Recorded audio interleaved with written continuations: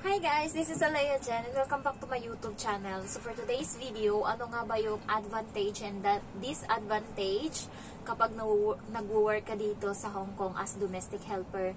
So lahat ng mga, hindi naman lahat, pero karamihan sa mga Middle East na mga nag-work is pangarap nilang mag-apply sa Hong Kong bilang domestic helper. Kahit yung kapatid ko, mga kaibigan niya, gustong-gusto nila dito pumunta sa Hong Kong. Kasi nga, aside from malaki yung sahod, and then my day off every week, and then kapag holiday, meron din sa loob ng isang taon, meron ding 14 days holiday.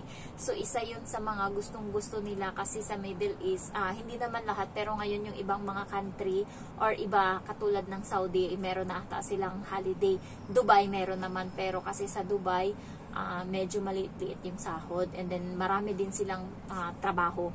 So dito kasi guys, maliit lang yung bahay ng mga employer, and also konti lang silang members ng family. Yung sa kapatid ko is 8 sila sa loob ng bahay. Aside from that, merong 2 driver, and pati yun kasama ng kapatid ko na pinagluluto, and yung iba is tinatrabaho. Kaya 10 members of the family yung ginagawa ng kapatid ko doon. And aside from that, napakalaki ng bahay.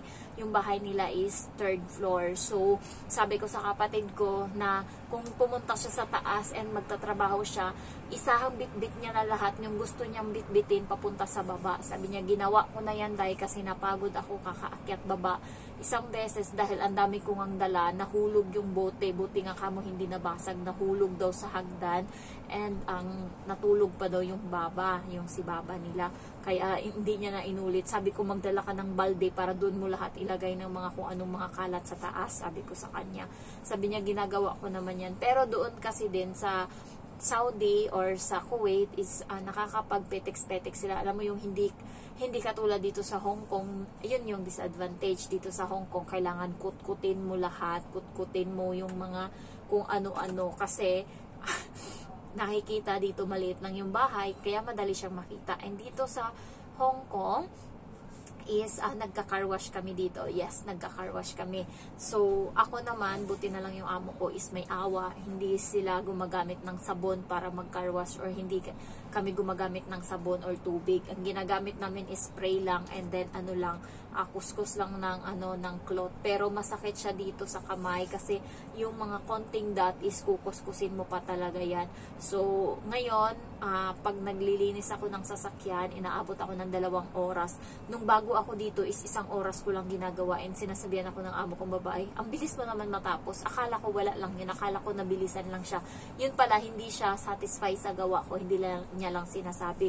So isang beses, pinalinis niya uli ako doon, inabot ako ng 3 oras. Sabi niya kasi sa akin nung time na yun, linisin mong maigi kasi kasal ng kapatid ko, so yan yung gagamitin namin. Kaya nung time na yun, kinuskus ko, and nashock ako kasi nakukuha naman pala yung mga dot-dot na konti. So nung pagpunta ng amo kong lalaki, pagtingin niya sa sasakyan, nagulat siya na parang bago daw. Kaya pag akyat niya dito sa taas, nagpasalamat siya sa akin. Sabi niya, thank you, kasi mukhang bago na yung sasakyan. 2 beses siyang nagpasalamat. And yung sapatos ng amo kong lalaki, puti. So isa lang yung sapatos niya, kaya hindi niya malaban-laban yung sapatos na yun. Parati niya lang sinasabi sa akin is, Jen, pwede bang punasan mo yung sapatos ko kasi gagamitin ko yan bukas. Kaya pinupunasan ko lang siya, and pag nakita niya mukhang bago na yung punas ko, and then magte-thank you yan siya, salamat, mukha ng bago yung sapatos ko, partida hindi yan nalabhan. Tapos ngingiti lang ako. So depende talaga. Yung advantage dito is, ayun nga, maliit lang yung bahay, madali lang siyang tapusin, pero hindi rin. Kasi ako natatapos ako nung oras na. Pagod din yung mga helper dito guys, kaya yung ibang galing sa Middle East, pagpunta dito, naninibago, and gusto na nilang bumalik sa Middle East. Kasi dito, ang oras dito yung kalaban mo. Yung iba na mga helper is nagmamarket pa sila. So, nagsusundo pa sila ng alaga nila. Magmamarket pa sila, magluluto pa sila, maglilinis pa sila ng bahay. And plus pa kung may maliit na bata, yung mga 1 taon o mga newborn, maselan yung amo sa ganyan. Lahat ipapalinis sa'yo. Napaka-arte nila. Ako nga, yung alaga ko, 5 taong gulang na, kung maglilinis ako ng bote niya, ng inumin niya, maarte pa din. Buti nga kamo hindi na ganun kalala. Siguro dati mas malala buti na lang. Dito sa Hong Kong, yung mga employer is napaka techy pagdating sa pag-aalaga sa bata. Mayroon pang time na may oras pa yan ng pagpapainom ng gatas, and also ayaw nila na parating karga yung bata dito, mga months, 2 years, hanggang 2 years. Hanggang ngayon nga, yung alaga ko, kinakarga ko pa yan. Partida, mag-6 na taon na yan ngayong June. Kinakarga ko pa, promise. Hindi ko alam kung bakit. Kasi ang rason nila dito, yung tuhod daw ng bata or yung mga buto-buto, hindi pa daw ganun kalakas. Kaya pinapakarga pa talaga nila. And dito sa Hong Kong is, maliit lang yung pagkain namin dito. Konti lang. Hindi katulad dyan sa inyo. Pero hindi naman karamihan sa Saudi. May iba din, diba, na pinapagutuman ng amo nila. Pero halos karamihan dyan sagana sila sa pagkain. Maraming pagkain. Dito sa amin hindi ganun. Yung pagkain dito is masaya ka na pag meron kang 1 cup of rice and then meron kang gulay. Kasi yung iba is hindi talaga napapakain ng tama. Ako kahit papano, maano pa talaga ako. Bumili ako ng bigas, and pag ako kakain talaga ako ng madami, and bumibili ako ng sarili kong pagkain pag hindi nila kayang mag-provide. So nakikita yan ng amo ko. Pag nagreklamo siya kung bakit madali maubos yung bigas namin, sasabihin ko talaga sa kanya na sa bigas ka na nga lang gumagasto sa akin, hindi na nga ako nanghihingi sa food allowance ko na napakalaki. Gaganunin ko talaga, buti hindi nagre-reklamo yan na kapag nauubos ko parati yung bigas. Kasi, ang laki-laki ng food allowance natin, pero nagkukuripot sila, hindi nila mabigay-bigay yung tamang pagkain sa atin. And, yung food allowance, doon ako naiinis. Ang laki-laki. 1,200. Pag tayo mag-budget nun sa sarili natin, napakalaki nun. Pero sana nga igiit nila yan or isulong nila yan na kawawa naman yung mga katulong dito sa Hong Kong. Pasalamat na lang yung iba na galante yung amo nila na hindi ganyan. Pero karamihan dito is napakakuripot. Tinitignan pa kung ano kinakain nyo. Alam nyo ba guys, doon sa parents ng amo kong babae is yung pagkain ng katulong doon, yung mga 3 araw o 2 araw na napagkain nila na hindi nauubos, and yun yung nilalagay nila. Buti na lang kamo mahilig sila sa baboy, and yung katulong nila is Muslim, kaya hindi nila napapakain ng tira-tira nilang baboy. Ayan, so minsan nakikita ko tira to, nakikita ko kasi ulam nila. So ito, iba tong ulam na to. Ginagawa ko, tinatapon ko sa basuran. Ginagawa ko kapag may plastic dun sa basurahan, aangat ko muna yung plastic na basura, and itatapon ko siya sa ilalim, and tatakpan ko ng plastic. So ganun ginagawa ko. Pinipili ko lang yung kinakain ko kasi binibigyan naman ako ng matanda na ng baboy na galing sa sabaw. So sinabi ng amo kong babae na kumakain yan siya, yan yung inuulam niya, yung baboy sa sabaw. Kaya ginagawa niya, marami kasi sila doon magluto ng sabaw na maraming baboy. So, isang malaking mangkok yan, ibibigay sa akin. Doon pa lang, nasusolve na ako sa pagkain. Kaya yung mga tingin ko na tira-tira, lalo na yung mga karne-karne na feeling ko tira-tira to, hindi ko kinakain yan, tinatapon ko. Kasi nagbibigay sila ng gulay, dalawang klase ng gulay. Kasi yun yung niluluto nila doon. Tinitignan ko talaga. And then, 2 klase ng gulay, 2 klase ng baboy. Ayan, and then sabaw.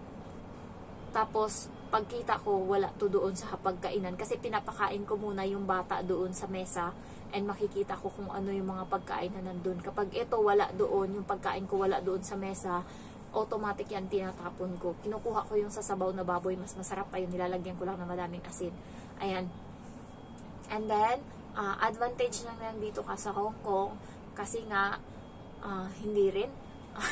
Ako rin mismo nagsabing hindi rin. Kasi hindi naman lahat dito swerte na may kwarto. Yung iba sa CR natutulog, yung iba sa kusina, yung iba sa sala. Ayan, so hindi rin paswertihan dito. Doon naman sa Saudi, malalaki, or sa Middle East, malalaki yung kwarto nila. Kapatid ko ang laki ng kwarto, may sariling CR. And yung kwarto niya is doon din natutulog yung alaga niyang maliit na bata, 2 taon na ngayon. Pangalan kasi ng kapatid ko, Janessa. So, sisigaw agad yan ng bata. Gaganon agad yan.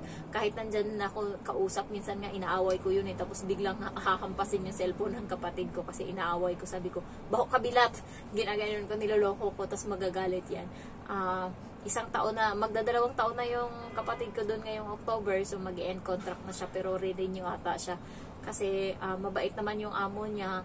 Yun lang talaga, pagod lang siya sa trabaho. And doon sa Middle East is yung mga alaga niya malalaki na. So, hindi sila yung katulad dito na isang bagsak kong kumain. Doon is paunti-unti yung kain. Kahit kakakain lang, magsasabi na naman yung isa na, Janessa, can you cook me Indomie? Janessa, can you cook me French fries?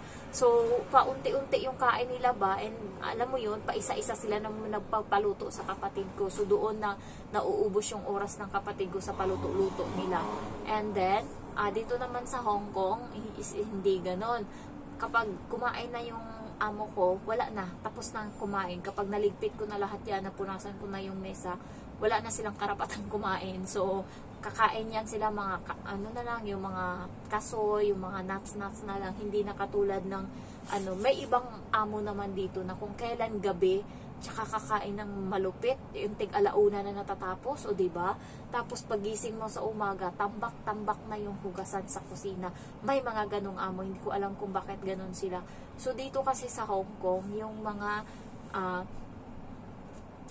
tao dito is sa gabi sila kumakain ng heavy meal. Tayo naman sa Pilipinas is breakfast tayo, 'di ba? Sagana sa pagkain pag breakfast, lalo probinsya. Pero sa Manila is hindi kami nagbe-breakfast. Gising namin is alas 11, alas 10. O ang labas niyan is kakain kami mga alas 12. Yun na yung tanghalian na namin yon.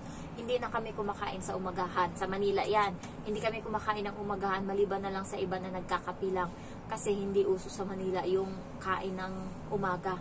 So ako gumigising ako sa Manila alas 11. Ayan, and then magluluto ako. So, matatapos yun siya alas 12. So, minsan alauna na ako kumakain alas 2. Yun pa lang yung umagahan or tanghalian ko. Yun na yun. And then, sa gabi, doon kakain uli ako. Sa probinsya naman, heavy meal kami sa umaga, breakfast.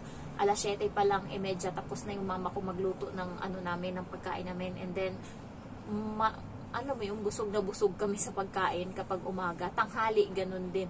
Sa gabi, marami din kami kung kumain pero hindi ganun kalala kasi nga pahiga na tayo, patulog na, so hindi na gumagalaw yung tiyan natin. Yun yung reason natin. Dito sa Hong Kong is iba. Dito marami silang pagkain sa gabi, may itlog, may karne, and then may sabaw pa, and then may gulay. So, marami silang kinakain. Parang yun yung heavy meal nila kapag gabi. Doon sila sagana. Hindi ko lang alam kung bakit ganyan yung culture nila. Kaya, dito talaga, paswertihan lang sa amo, kahit saan naman sa mundo. Pero maganda pag naging OFW ka or naging katulong ka sa Canada. Kasi hayahay, malaki yung sahod doon and hindi ganun kalala yung trabaho. Hindi katulad sa atin dito na patayan talaga. Yung gising natin dito, yung gising ko is 6:30. Pero pag walang pasok, gumigising ako ng 7 or 6:50. So kapag may pasok, 5:30 talaga. Bangon na ako. So ngayon hindi ko na alam kasi nga yung utak ko hindi na nag-a-alarm, kaya ngayon 2 cellphone yung i-a-alarm ko and kailangan wala nang mamaya na wala nang ganun. Kailangan sanayin ko na yung sarili ko na kapag nag-alarm bangon agad kasi baka makakalimutan ko and matulog uli ako and Diyos ko baka time na papasok na yung bata uli sa school and gagawin ko yun, walang pagkain yung bata. Kaya kailangan maging responsable na uli ako. Ay, nakakapagod maging OFW, nakakapagod maging katulong, nakakapagod mag-abroad. Ang saya sa Pilipinas. Kaya mag-iipon talaga ako and gusto ko na mag-for good, gusto ko magpahinga, gusto kong kasama yung pamilya ko. Ayan, so sana matupad yun, makapag-negosyo man lang doon and then magpahinga na kasi nakakapagod talaga. So, ayun lang, yun nga yung post ko na sabi ko, nasa abroad ang pera pero wala talaga sa abroad ang tunay na saya. So, ang daming nag-comment yung ibang mga subscriber ko dito. So, totoo yan, relate sila. Yung iba nga, uuwi na kasi dala na ng pagod, hirap, and then pangungulila. Ayan, so ako, kaya ko pang magtiis-tiisin ko muna. Matapos ko lang yung bahay. Meron naman ako ng pangarap ko na cellphone, bahay, and then pag negosyo na lang. Ayan, so yun na lang yung kulang, negosyo, and then mag-iipon ako para in case pag may emergency meron akong makuha. So mga siguro 1 taon sobra, kaya na pagtsagaan ko muna, tapusin ko lang yung bahay. So ayun lang guys, thank you for watching and bye bye.